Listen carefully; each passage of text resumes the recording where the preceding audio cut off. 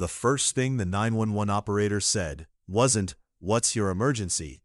She whispered, "Don't let him know you're calling." Then the line went completely silent. I still don't know who she was talking about, or how she knew he was already inside my apartment. I'm a 23-year-old college student living in Columbus, Ohio. Nothing about that Thursday night felt unusual. Rain tapped against my apartment window. My roommate was visiting her parents for the weekend, so I had the place to myself. Around 11:30 p.m., I grabbed instant noodles from the kitchen and settled onto the couch to finish editing a research paper. The apartment building was old, not creepy, just old.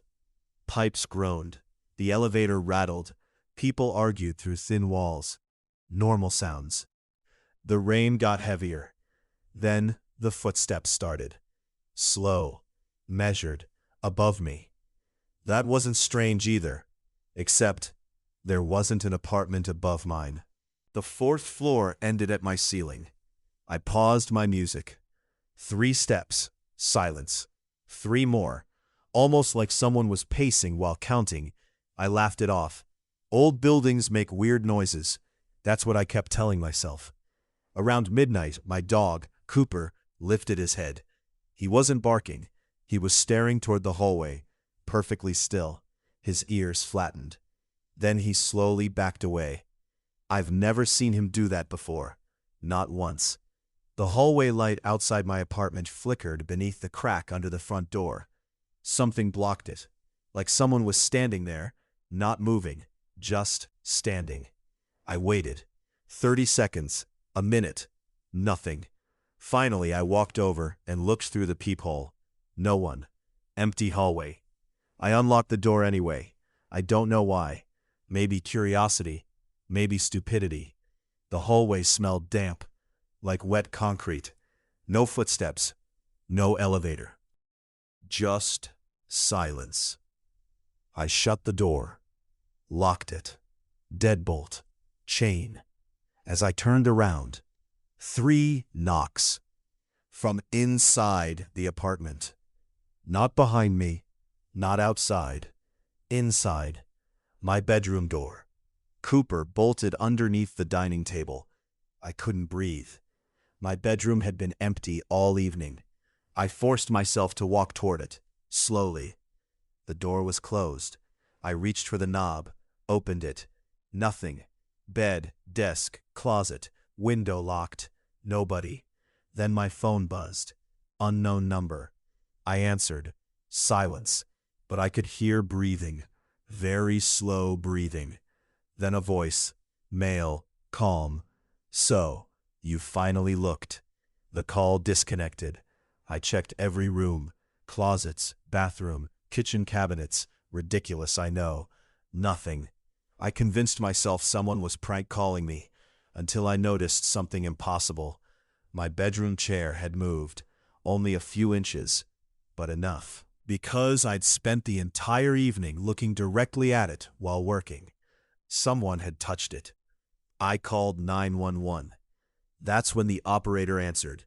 Not with protocol, not with questions, just, "Don't let him know you're calling." Every hair on my body stood up. "What?" Silence. Then she whispered, "He's done this before." The call ended. No disconnect tone. Just nothing. I called again. Different operator. Normal greeting. No record of the previous call. No female employee working that shift with that voice. Police arrived 12 minutes later. They searched everything.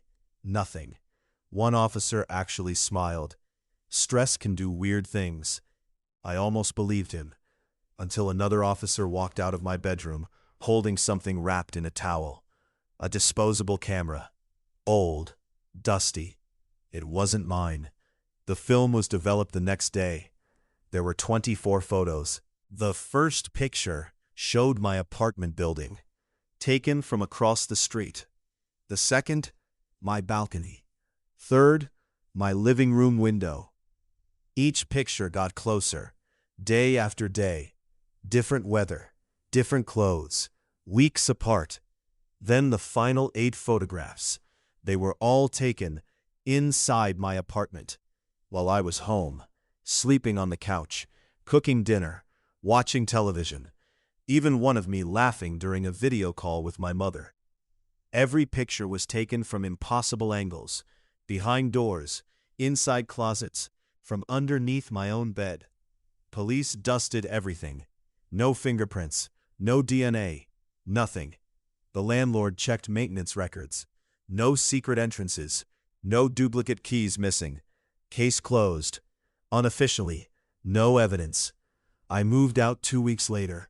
Different city, different apartment, new locks, security cameras everywhere.